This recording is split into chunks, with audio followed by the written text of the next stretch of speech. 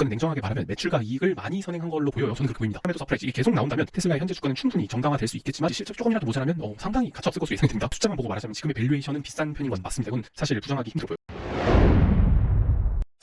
자, 테슬라 주가가 정말 많이 떨어졌어요. 고점이 거의 $500였잖아요. 그런데 이제 지금 거의 $350까지 떨어져 있는 상황이고, 차트상으로 봐도 사실 좋지 않은 모습이에요. 이거 뭐 제 영상 좀 꾸준히 보신 분들은 아시겠지만 제가 테슬라 주가가 400 넘어가면서부터는 지금부터는 이제 밸류에이션이 과하다라는 말도 한 3-4번 정도 드린 것 같아요. 뭐 했제 그랬제 뭐 제가 이런 사후 약방문을 하려는 게 아니라 앞으로 어떻게 대응을 해야 될까, 혹은 어떤 마음으로 우리는 투자를 해야 될까를 조금 더 깊게 한번 파보려고 합니다. 여러분, 테슬라 주가 지금 왜 떨어지는 것 같으세요?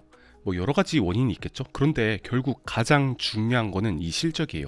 솔직히 실적 발표 때마다 제가 영상 만들었는데 할 때마다 말했던 건 이거 좀 실망스러운 실적이다. 그도 그럴 게 주당 순이익과 매출 모두 예측치를 넘긴 적이 별로 없어요. 자, 그런데 이때 2024년 10월 23일 요때 보시면 이제 주당 순이익이 0.72달러로 예측치인 0.6달러를 무려 20%나 상했어요. 자, 이때 어떻게 됐나요? 테슬라 폭등 랠리의 시작이 바로 이때부터였거든요. 아니, 주당 순이익이 무려 20%나 높게 나왔고 앞으로 이제 턴어라운드에서 계속 올라갈 일만 남았다 이거예요. 거기다가 이제 트럼프도 당선되고 일론 머스크가 오른팔 도지로 딱 들어오면서 야, 이제 됐다, 야, 테슬라 승승장구할 것이다 라는 내러티브가 엄청나게 퍼지면서 단기적으로 봤을 때 이제 주가가 밸류에이션 이상으로 올랐다.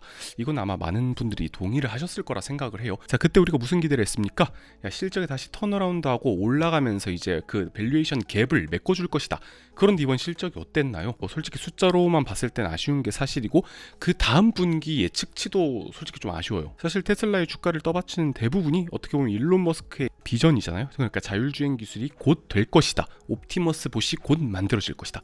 이게 된다면 당연히 주가는 훨씬 더 올라야 맞는데 아직까지는 이게 안 되고 있으니까, 물론 저는 근시일 내에 될 거라고 생각하지만 냉정하게 말해서 숫자를 찍히는 것만 보면은 저 같은 재무쟁이들이나 애널리스트들이 이렇게 평가를 할 수밖에 없을 것 같아요. 좀 알기 쉽게 M7을 비교한 이 그래프를 하나 가져왔어요. 애플이나 마이크로소프트, 알파벳, 메타 같은 경우는 전부 다 비슷합니다. 흔히 말하는 밸류에이션인 PE 값이 그렇게 높지도 않으면서 EPS 성장률, 그러니까 내년 이익 성장률이 딱 적당한 정도. 반면에 엔비디아 같은 경우는 PE 값은 다른 기업들과 비슷한 데 비해 이제 성장률이라고 하죠. EPS 그로스는 정말 높은 수준이에요. 그래서 저는 최근 엔비디아가 막 110몇 갈 때 저가 매수의 기회라고 생각했고 실제로 매수도 했고요. 그러니까 이게 재무적으로 봤을 때 파이낸셜 모델링을 하는 사람 입장에서는 엔비디아는 정말이지 그냥 사기적인 수준이에요. 결국 주가를 결정짓는 건 실적이고 이 실적은 재무정보에 반영이 되기 마련이에요. 그런 거 생각했을 때 엔비디아가 어떻게 보면 지금 110몇일 때는 엄청난 저평가였다고 생각을 합니다. 그리고 또 은근히 아마존도 사실 EPS 성장률이 좋은 편이에요. 이거 되게 의외긴 한데 이 애널리스트 탑픽으로 가장 많이 꼽는 게 아마존이거든요. 최근에 로보틱스를 그냥 전방에 도입하면서 그냥 풀필먼트에 대한 개념을 바꿨고, 원래 AWS, AI를 도입한 아마존 클라우드 산업은 너무나 잘 되고 있고, 그러니까 아마존도 뭐 괜히 탑픽으로 꼽는 게 아니에요. 그런데 테슬라를 보면 정말 아쉽죠. 이제 PE 값은 너무 높아요. 오히려 내년이 안 좋을 거다라고 추정한 애널리스트도 있을 만큼 이제 PE 레이쇼는 상당히 올라간 상황인데, 그러면은 이 성장률이 좋아서 뒷받침해 줄 텐데 오히려 또 성장은 역성장을 하거나 옆으로 기고 있단 말이에요. 그러니까 이게 좀 재무적 숫자로만 봤을 때는 너무 안 좋은 평가를 할 수밖에 없는 거예요. 근데 또 아이러니하게 월가 애널리스트들이 가장 예측을 많이 틀리는 그 주식이 바로 테슬라입니다. 실제로 테슬라 이 주가 예측 보시면 그게 진짜 천차만별이거든요. 어떤 기관에서는 이제 뭐 목표 주가 막 $650다. 반면에 어떤 기관에서는 목표 주가 $24라는 좀 황당한, 저는 뭐 이건 말도 안 된다고 생각하지만 그만큼 이제 극단적으로 움직이는 주식이란 말이에요. 제가 또 들어보니까 이거 월가 애널리스트들이 테슬라 주가 예측하는 게 좀 짜증이 난다. 이거 해봤자 어차피 소용도 없는데 본인들 막 복잡한 엑셀식 만들어서 이제 파이낸셜 모델링에서 목표 주가 내놓는데 이게 막 큰 의미가 없어요. 야, 일론 머스크가 뭐 했대 하면 오르고, 야, 머스크가 또 뭐 한다면 막 떨어지고, 야, 진짜 이런 주식이란 말이에요. 그러니까 변동성이 그만큼 크고 사람들이 투자하기 어떻게 보면 아주 난이도가 있는 주식이라고 볼 수가 있는 거예요. 실제로 최근 하락의 주요 원인은 이 일론 머스크가 뭐 극우 정당을 지지한다, 혹은 뭐 나치 살로트를 했다, 요 경례하는 거 있죠.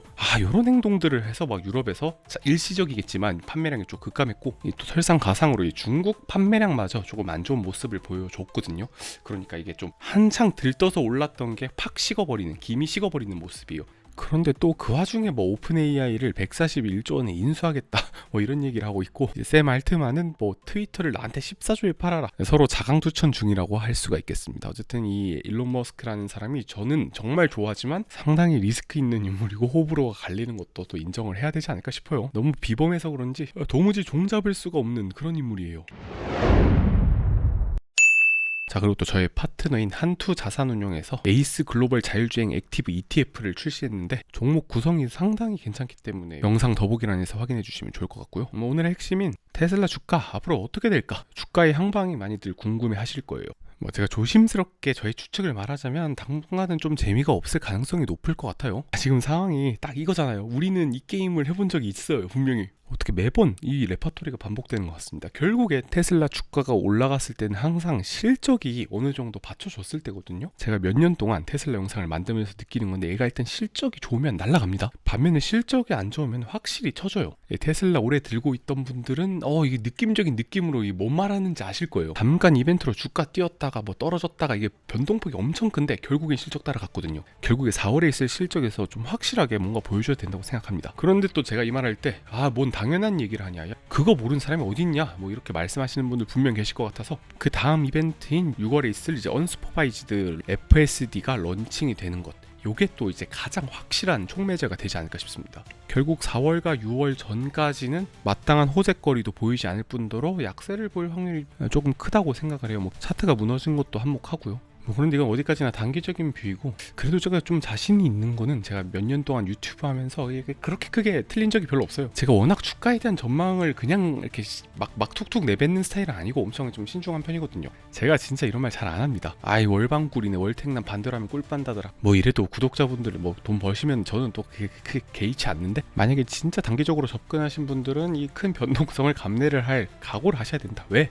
다들 이 게임을 이제 좀 많이 해봤기 때문이에요. 혹시나 오해하실까봐 말씀드리면, 그다음에 저는 테슬라에 대해서 정말이지 긍정적인 관점이고 인류의 미래를 건 기술이라고 생각하기 때문에 중장기적인 비전, 예를 들어 진짜 FSD가 올해 여름에 나온다, 그러면 또 이야기는 달라질 거라 생각해요. 아니, 주가 100달러일 때는 그렇게 안 사던 테슬라를 500달러에 이렇게 많이 사려고 모이는 게, 저는 진짜 이 그림을 꼭 기억하시라고 그렇게 말씀드리고 싶습니다. 조금 더 매력적인 가격대가 왔을 때 슬슬 분할 매수하는 것도 나쁘지 않은 전략이라고 생각이 돼요. 지금까지 월스트리트 테크남이었습니다.